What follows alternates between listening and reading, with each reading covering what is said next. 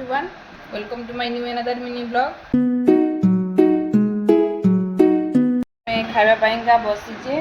and ଏବେ ଆମର ଖାଇବାରେ ଅଛି ଦେଖାଉଛି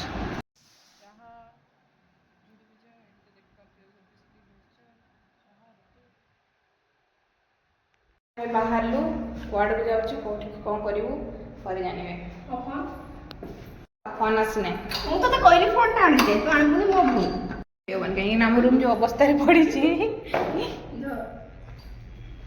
ଦିନ ଭଲ ଲାଗିଥାନ୍ତା ରାଇଟ୍ ଫୋନ୍ ଆମକୁ କୁହାହେଇଥିଲା 11ଟା ବେଳକୁ ଯାଇତେ ଆମେ ବାହାରୁଛେ 11:30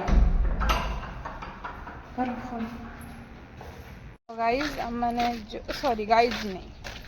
ମୁଁ ଖୁସିରେ କହିଦେଲି ତ ଆମେମାନେ ଯେଉଁ କାମ ପାଇଁ ଆସିଥିଲୁ ସେଇ କାମ ହେଇଗଲା ତ ଦେଖିବା କେତେ ଦୂର କ'ଣ ହେଉଛି ଯେଉଁ କାମ ପାଇଁ ଆକ୍ଚୁଆଲି ଆମେ ଭୁବନେଶ୍ୱର ଆସିଛୁ ସେସବୁ କାମ ବି ହେଉଛି ଧୀରେ ଧୀରେ ପୁରା ସକ୍ସେସ୍ ହେଲା କହିଲେ ପୁରା ତ ସକ୍ସେସ୍ ହେଇନାହିଁ ନା ତେଣୁ ସକ୍ସେସ୍ ହେଲେ କହିବା ଏବେ ହେଇ ଗୟା ଖସ ଗୟା ଏଇ ମୋର କରିଛି ମୋତେ ଆସେନି ମୁଁ ତ କରିଥିଲି ଏତେବେଳକୁ 10 ଖଣ୍ଡେ ଦେବୁନି ତ ଏବେ କହିଲେ କ'ଣ ରୋଷେଇ କରୁଛୁ କ'ଣ ମୁଁ ଆକ୍ଚୁଆଲି ଅଲରେଡ଼ି ମାନେ ଭାତ ଆମର ହେଇସାରିଛି ସେ ଗାଳି ସାରିଛି ଡାଲି ଆଳୁ ବସେଇ ଦେଇଥିଲି ମୁଁ ଡାଲି ହେଇସାରିଛି ଖାଲି ଛୁଙ୍କା ହେବ ବାକି ଆଳୁଟାକୁ ମୁଁ କରିଦେଇଛି ଡାଲିଟାକୁ ଛୁଙ୍କିବି ଇଏ ମାଛ କରିବ ଖାଲି ଭାଜିବି ହଁ ସେଇ ଆଉ ପାମ୍ପଡ଼ ହେବ ଦେଖିବେ ଆଉ ଗୋଟେ ଯାହା ହେବ ମୁଁ କହିବି ସେଟା ଆପଣ ଭିଡ଼ିଓ ଦେଖିବେ ମାନେ ଆସିକି ଭୁବନେଶ୍ୱରରେ